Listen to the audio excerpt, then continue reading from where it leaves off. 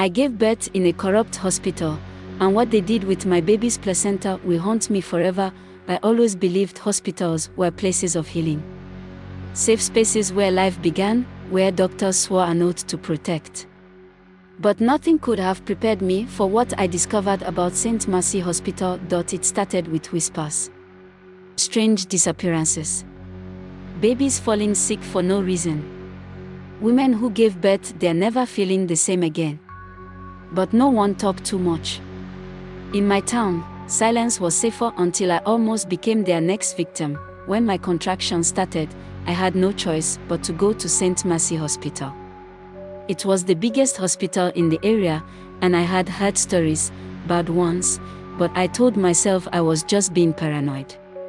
After all, hospitals make mistakes, right? The moment I was wheeled into the delivery room, something felt off. The nurses barely spoke to me, their faces blank, their movements mechanical. The doctor, a tall man with cold eyes, didn't even introduce himself. The air in that room was heavy, like something unseen was pressing down on me. I gave birth after hours of agony, and when I finally heard my baby cry, I burst into tears. A little girl. My princess. My joy. But something strange happened. The doctor didn't hand her to me immediately. Instead, they rushed her away, muttering something about cleaning her up. I was weak, but I noticed something else. They took the placenta too, and no one said a word about it. I had always heard that hospitals dispose of placentas properly, but something about the way they handled mine, it didn't sit right with me. That night, as I lay in my hospital bed, exhausted but happy, an old woman in the ward next to me whispered, "Did they take it?" I turned my head. "Take what?" She glanced around like someone was listening. "Your placenta." My heart started beating faster.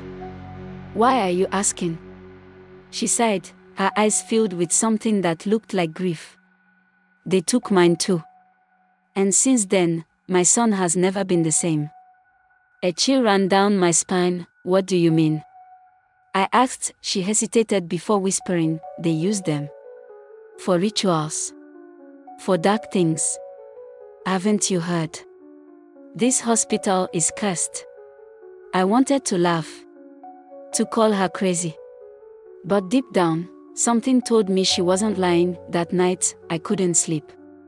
Every time I closed my eyes, I heard whispers in the hallway. Footsteps. A soft chant that seemed to come from nowhere. At around 2 a.m., I decided to check. I wasn't fully healed, but my curiosity was stronger than my pain. I crept out of bed and followed the voices down the hallway. The closer I got, the colder the air became. Then, I saw it. A dimly lit room with doctors and nurses gathered around a large metal basin, and inside that basin were placentas. Many of them, they were mixing something, blood, herbs, and God knows what else. Their voices were low, chanting words I couldn't understand. My stomach turned. My legs felt weak. This wasn't medicine. This was witchcraft. I turned to run, but my body was still weak from giving birth. I must have made a noise because suddenly, the chanting stopped. "Who's there?" A deep voice growled. I didn't wait. I ran as fast as my legs could carry me, back to my ward, back to my baby. But as I reached my bed, I found a nurse already there, standing over my sleeping child. She looked up, and for the first time, I saw pure evil in her eyes. "You shouldn't have seen that," she whispered. I screamed. Loud, the other patients woke up. Nurses rushed in. The nurse beside my baby stepped back, her face suddenly calm, pretending she had just been checking on the baby, but I knew the truth. By morning, I demanded to be discharged. The doctors refused at first, saying I needed more rest. But I wasn't staying in that hospital another second. I called my husband, who came with my uncle, a well-respected man in the town. When they saw I had people on my side, they let me go, but I couldn't stay silent. I went to the local priest, a man known for his spiritual strength. When I told him everything, he wasn't surprised. "I have heard these stories before," he said. "With his help, we gathered other women, mothers who had also lost their placentas at St. Mercy Hospital. Some had babies who fell mysteriously sick. Others had suffered years of bad luck and misfortune after giving birth there. The town elders got involved. An investigation was launched, and when the police finally raided the hospital, what they found was worse than anyone imagined. Dozens of stolen placentas, jars of preserved blood, and ritual tools hidden in the basement. The doctors, they fled. The nurses disappeared. St. Mercy Hospital was shut down, but the damage had already been done. I look at my daughter now, healthy, happy, growing. And I thank God every day that I woke up that night. Many women in my town were not so lucky. So I tell this story, not for fear, but as a warning. Not every hospital is a place of healing. Some are places of horror, and sometimes, the people we trust with our lives are the ones stealing our souls. I thought it was over. I thought shutting down St. Mercy Hospital meant the nightmare had ended, but evil never dies that easily. For years after the hospital was closed, I lived in peace. My daughter, Chidinma, grew up strong and healthy. Every time I looked at her, I thanked God that I had escaped that place. That I had fought back. That the truth had been exposed, but something was wrong. It started small, bad dreams, whispers in the wind, the feeling of being washed. At first, I told myself it was just paranoia, a leftover fear from what I had been through. Then, one evening, I heard my daughter talking to someone in her room. I froze. I knew she was alone. My heart pounded as I slowly pushed the door open. She was sitting on her bed, staring at the corner of the room, her little hands resting on her lap. Chidima. I whispered, "Who are you talking to?" She turned to me, smiling. "The doctor," she said. I felt like my blood turned to ice. "What doctor?" "The one from the hospital." I forced a smile, trying to stay calm. "Baby, you've never been to the hospital." She nodded. "I know. But he comes to see me at night." I almost fainted. I didn't know what to do. I prayed. I anointed the house with oil. I stayed up at night, watching over her. But every morning, she would wake up and say, "Mommy, the doctor came again." I knew this wasn't normal. Something was haunting my child. Something from St. Mercy Hospital. I needed answers. I decided to visit the old site of the hospital. It had been abandoned since the police raid. The building was still standing, covered in weeds and broken glass. Some people in town believed it was haunted, that spirits still roamed the halls. I didn't care. I had to know what was happening. I walked through the broken doorway, my heart pounding. The air inside was thick, stale, heavy with something unseen. As I moved deeper into the hospital, I saw the old delivery room. Memories hit me like a wave. The pain. The fear. The moment they took my placenta without a word. Then, I heard a daughter whisper, "You shouldn't have come back." I spun around, but there was no one there. The air grew colder. My breath came out in shaky gasps. Then, I saw something that made my stomach drop. The old metal basin, the same one they had used that night. It was rusted now, but inside, there were still dark stains. Blood stains. I stumbled backward, my hands shaking. And then, the whispers grew louder. "You ruined everything. You exposed us. You will pay." I ran. I don't even remember how I got home. My body felt weak, my mind spinning.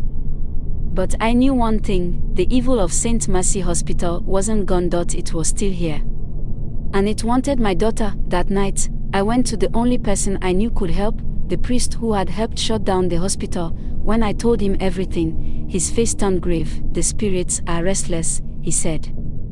"They were never truly destroyed. The rituals they performed, they opened the door. And now, they want something in return." "What do I do?" I whispered. He sighed. "We must close the door." The next day, we gathered in my house, my family, the priest, and a few elders who understood spiritual warfare. We prayed. We fasted. We anointed every corner of my home, and that night, for the first time in weeks, my daughter slept peacefully. I thought it was over until a week later, when I heard a knock at my door. It was a nurse. One of the missing nurses from St. Mercy Hospital. She looked sick, her skin pale, her eyes sunken. "You don't understand," she whispered. "We weren't just stealing placentas. We were making sacrifices. And now, they want to finish what they started." I slammed the door in her face, but I knew the truth. I didn't sleep that night. The nurse's words echoed in my head. We weren't just stealing placentas. We were making sacrifices. I sat by my daughter's bedside, watching her breathe, afraid that if I blinked, something would take her from me. My hands were shaking. My heart was pounding. They weren't finished with me, they weren't finished with my daughter. By morning, I knew what I had to do. I had to end this once and for all. I went back to the priest, my voice shaking as I explained what had happened. He listened in silence, then took a deep breath. "There's only one way to stop this," he said. "We must return to the hospital. We must destroy whatever was left behind." I didn't want to go back. Every bone in my body told me to run, to take my daughter and leave town. But I knew this wasn't just about me anymore. If I didn't stop this, they would come for more children. More mothers. More lives. That night, we gathered a small group, my uncle, the priest, and 3 elders who understood the dangers of dark rituals. We carried torches, bottles of blessed oil, and our faith. We walked into the ruins of St. Mercy Hospital under the cover of darkness. The air was heavy, thick with a presence that didn't want us there. As we entered the old delivery ward, the whisper started, "You shouldn't have come back."